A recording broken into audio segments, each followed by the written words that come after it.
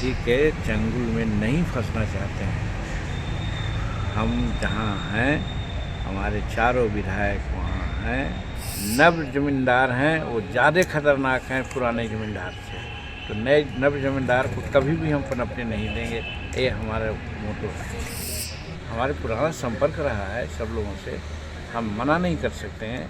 आते हैं, उनको उचित जवाब हम लोग देते हैं। नमस्कार, मेरा नाम प्रेम है और आप लाइव स्ट्रीम देख रहे थे। जीतन राम मांझी के आवास पे महागठबंधन के 2 विधायक मिलने के लिए पहुंच जाते हैं। उसके बाद चर्चाएं तेज हो जाती है।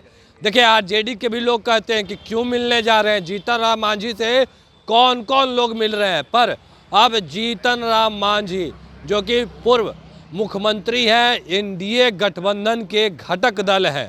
देखिए, जीतन राम मांझी के पुत्र संतोष सुमन बिहार सरकार में मंत्री हैं और जब विधायक महागठबंधन के मिलने आ जाएं तो खबर बड़ी हो जाती है। देखिए, जीतन राम मांझी उन विधायकों से मिलते हैं और साफ शब्दों में कहते हैं वोट तो देंगे इनको ही। देखिए, दरअसल क्या कुछ मामला है वो हम आपको विस्तार से बताने जा रहे हैं। देखिए, जीतन राम मांझी कहते हैं कि अब तक जो नहीं समझ पाए वो क्या समझेंगे हमको। ये हम नहीं बल्कि खुद जीतन राम मांझी कह रहे हैं और कह रहे हैं कि जब सरकार बन रही थी, नरेंद्र मोदी इतने काम कर रहे हैं, तमाम चीज़ों को लेकर जिक्र कर रहे हैं। पहले हम आपको वो बयान सुनवाते हैं। वादी के चंगुल में नहीं फंसना चाहते हैं। हम जहाँ हैं, हमारे चारों विधायक वहाँ हैं। कल तक 12 बजे तक हमारे 2 विधायक जो बाहर हैं आ जाएंगे। हमारे राष्ट्रीय अध्यक्ष भी कल शाम तक आ जाएंगे। शाम में हमने लेजिस्लेचर पार्टी की बैठक रखी है और शायद आप लोगों को न मालूम होगा, हम 10 तारीख को ही, यानी कि आज 10 है ना, हमने जो एक होता है व्हीप, हमने व्हीप जारी कर दिया है कि हमारे चारों विधायक एनडीए गठबंधन के पक्ष में वोट देंगे, विधानसभा में हाजिर रहेंगे और सरकार के पक्ष में बात करेंगे और बोलेंगे भी, और मतदान की स्थिति में सरकार के पक्ष में मतदान भी करेंगे। एक क्रिस्टल क्लियर है, कहीं कोई ये नहीं है। अब मिलना जुलना 43-44 वर्ष की राजनीति मेरी है, बहुत लोग आते हैं मिलते हैं, तो उनको मैं मना नहीं कर सकता।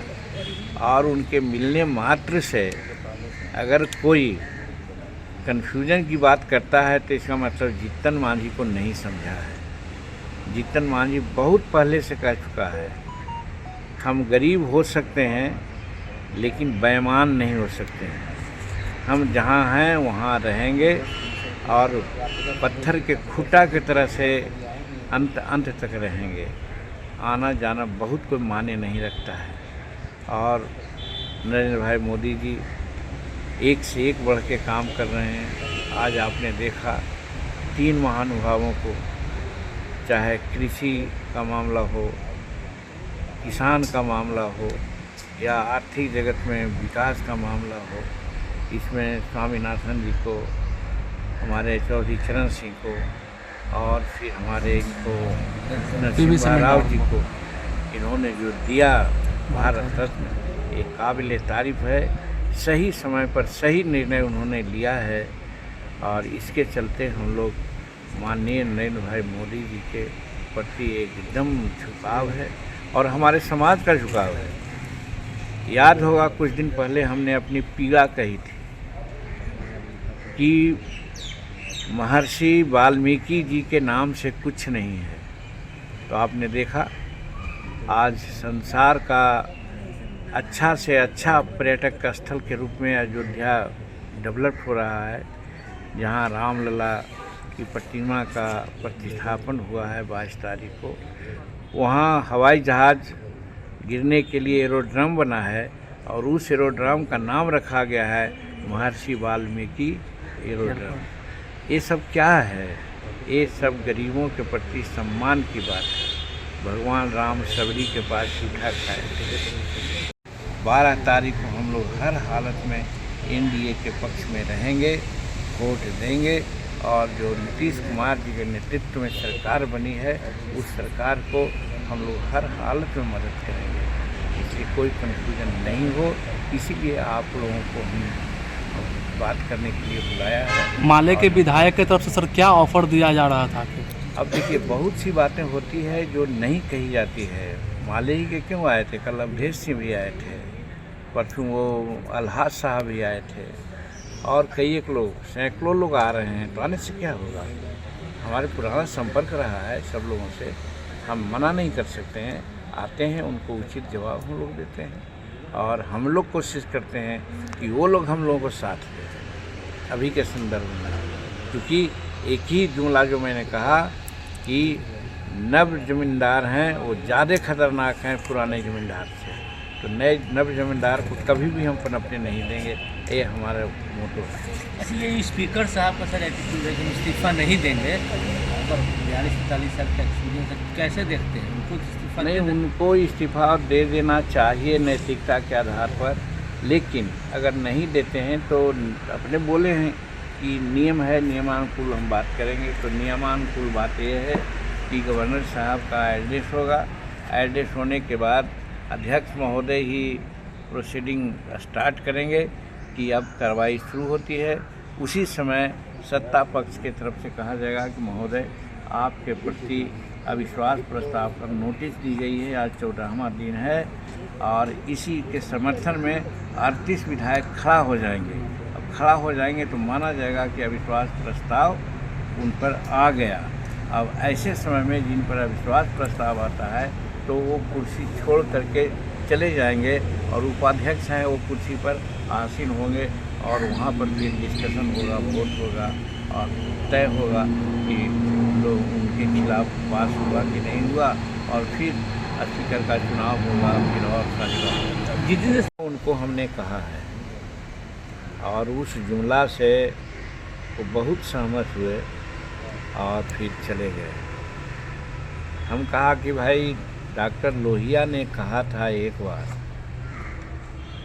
कि पुराने जो तो अभी आप तमाम मुद्दे को लेकर जीतन राम मांझी को सुन रहे थे, किस तरीके से क्या कुछ जवाब दे रहे थे, वो हम आपको सुनवाए। और देखिए, साफ शब्दों में कह रहे हैं वोट किनको देंगे वो भी वो बता रहे हैं, पर जिस तरीके से बिहार में सत्ता परिवर्तन हुआ, बिहार में महागठबंधन की सरकार टूट गई और कहीं ना कहीं बिहार में एनडीए की सरकार बन गई।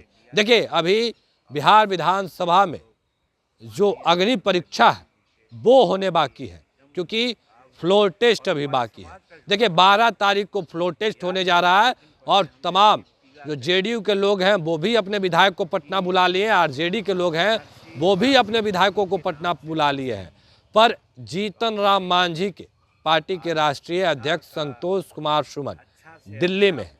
देखिए, तमाम जो कड़ी हैं लोग जोड़ने में लगे हुए हैं। क्या नीतीश कुमार की जो एनडीए की सरकार है वो बिहार में गिर जाएगी? लगातार ये चर्चाएं तेज हो रही, क्योंकि तेजस्वी यादव का एक बयान जब बिहार में सत्ता परिवर्तन हुआ था उसी दौरान तेजस्वी यादव ने कहा था कि बिहार में खेला भले ही नीतीश कुमार शुरू किए या फिर एनडीए के लोग शुरू किए, पर खेला ख़त्म हम ही करेंगे। अब देखिए, जीतन राम मांझी से जो लोग हैं वो मिलने पहुंच जाते हैं, और किस तरीके से जो माहौल है वो बन जाता है। एक और नीतीश कुमार तमाम विधायकों को पटना बुला लिए, तेजस्वी यादव के भी विधायक पटना आने वाले हैं, बीजेपी के लोग हैं जो गया चले गए हैं, तमाम जो लोग हैं वो निगाहें 12 तारीख पर टिकाए हुए हैं। बिहार 12 तारीख को क्या महागठबंधन की सरकार बन जाएगी, क्योंकि जो लोग हैं वो एनडीए की सरकार गिराने की बात कर रहे हैं। एक और कांग्रेस के तमाम विधायक हैदराबाद में हैं, पर कांग्रेस के जो विधायक पटना में हैं उनका दावा है कि बिहार में सत्ता परिवर्तन होगा, और नीतीश कुमार का जो फ्लोर टेस्ट होने वाला है, यानी एनडीए सरकार का जो फ्लोर टेस्ट होने वाला है, उस फ्लोर टेस्ट में हम लोग उनको हराएंगे। देखिए, फ्लोर टेस्ट में हराने की बात हो रही है। वर्तमान में एनडीए की सरकार है, मार्जिन बहुत कम है। एक और महागठबंधन है, दूसरी ओर एनडीए गठबंधन है। 8 विधायक कम रहे हैं महागठबंधन को, 4 विधायक जीतन राम मांझी के पास हैं, एक AIMIM के विधायक हैं, 5 विधायक। देखिए, तमाम लोग कड़ी जोड़ने में लगे हुए हैं कि किसी भी तरीके से जो सरकार है बिहार में उसको गिरा दें और नया इतिहास बना दें। देखिए, विधानसभा में फ्लोर टेस्ट होने हैं, उसके पहले आज महागठबंधन के 2 विधायक जीतन राम मांझी से मिलने पहुंचे हैं और तमाम मुद्दे को लेकर जीतन राम मांझी क्या कुछ जानकारी दे रहे थे हमने आपको सुनवाया। फिलहाल के लिए इतना ही, बने रहे लाइव के साथ। धन्यवाद।